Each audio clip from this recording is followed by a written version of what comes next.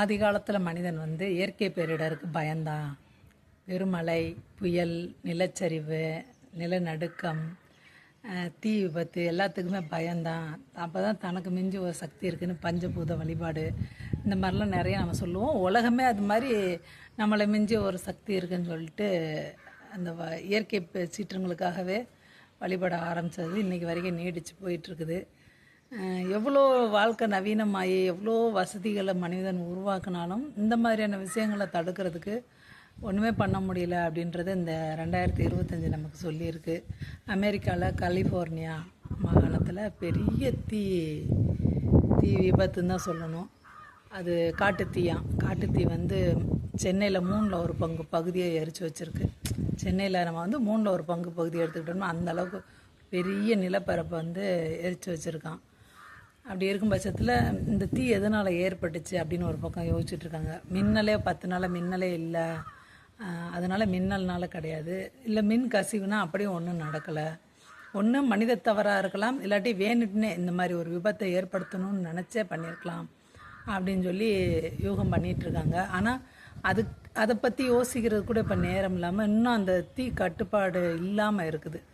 இன்னும் தொடர்ந்து போராடி தீயை அணைச்சிக்கிட்டு இருக்காங்க. அங்கே உள்ள அந்த ஈரப்பதம் குறைஞ்சிருக்கு அப்படின்றாங்க. செயற்கை மழையை கூட பெய்ய வைக்க முடியாது அப்படின்றாங்க. இந்த அந்த அந்த மக்கள் வந்து இந்த துன்பத்துலேருந்து வெளியே வரணும். அங்கே எப்பயும் போல் பழைய மாதிரி அந்த அவங்களுக்கு வாழ்க்கை வரணும் அப்படின்னு சொல்லி இல்லாமல் இறையை வந்து வேண்டிக்கிற வேண்டியதான். போன வருஷம் அங்கே பெருமழை, வெள்ளம், நிலச்சரிவு எல்லாமே இருந்திருக்கு. இந்த வருஷம் இந்த மாதிரி காட்டுத்தீயினால் மிகப்பெரிய சேதாரமாக அமெரிக்காவில் இது வரைக்கும் இயற்கை பேரிடர்னால் அந்த சேதாரத்திலே பார்த்தா இதுதான் மிகப்பெரிய சேதாரம் அப்படின்றாங்க. இதில் ஏற்கனவே இருந்த அரசாங்கம் வேறு புதுசாக என்ன சொல்லியிருக்காங்கன்னா, நீங்கள் எவ்வளோ சொத்தை இழந்தீங்களோ அதை நாங்கள் திருப்பி உங்களுக்கு தந்துடுவோம் அப்படின்றாங்களாம். அது புதுசாக பொறுப்பேற்க இருக்கிறவருக்கு வந்து அது ஒரு சங்கடமான ஒரு விஷயமாக இருக்கும். நம்ம ஊரில் திருவண்ணாமலையிலேருந்து அந்த பாறை உருண்டு ஒரு வீட்டின் மேலே விழுந்து ஒரு 7 பேர் உயிரிழப்பு நடந்துச்சு. அப்போது ஒருத்தர் காவி உடுத்திய ஒருத்தர்லாம் பேசினார். கடவுளுக்கு கோபம் வந்துருச்சு, நெற்றிக்கண்ணை திறந்துட்டார் அப்படின்லாம் ஏன்னா அவர் சொன்ன காரணங்கள், எதனால் இது நடந்துச்சுன்றதுக்கு அவர் சொன்ன காரணங்கள்லாம் ரொம்ப அல்பத்தனமாக இருந்துச்சு.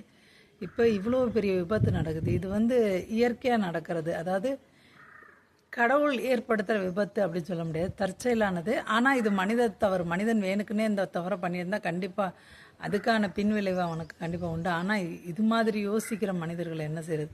இது கிட்டத்தட்ட ஒரு அணுகுண்டு போட்டதுக்கு சமானன்ற மாதிரி அங்கே அமெரிக்க அதிபர் சொல்லியிருக்காராம்.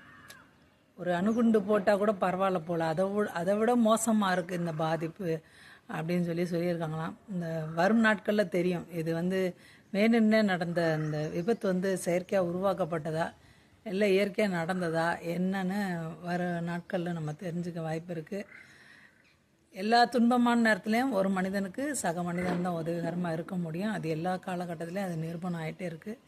இந்த காலகட்டத்திலையும் அது தொடர்ச்சியாக போயிட்டுருக்குது. 24 மணி நேரமும் தீயணைப்பு துறை வேலை செஞ்சிட்ருக்கான். ரொம்ப மிகப்பெரிய பணக்காரங்க தங்கள் சொத்தை பாதுகாக்கிறதுக்காண்டி தனியார் தீயணைப்பு நிறுவனங்களுக்கு வந்து பணம் கொடுக்குறாங்களாம். ஒரு நாளைக்கு நம்ம இந்திய மதிப்பில் வந்து 1,70,000 ஒரு நாளைக்கு செலவழித்து அவங்களோட வீடுகளை பாதுகாக்கிறாங்களாம். அது என்ன பண்ணுறாங்கன்னா, அந்த நெருப்பில் பாதிக்கப்படாமல் இருக்கிறக்காண்டி தண்ணி ஊற்றி அந்த வீட்டை குளிர்விச்சுட்டே இருக்காங்களாம். 24 மணி நேரம் அங்கே தீயணைப்பு படை வந்து கவனமாக பார்த்துக்குதான். போதும், இந்த தீ எரிஞ்ச வரைக்கும் போதும், அணைஞ்சிடணும். அந்த மக்கள்லாம் திருப்பி அவங்கவுங்க இடங்களில் வந்து பழைய வாழ்க்கையை திருப்பி நல்லபடியாக வாழ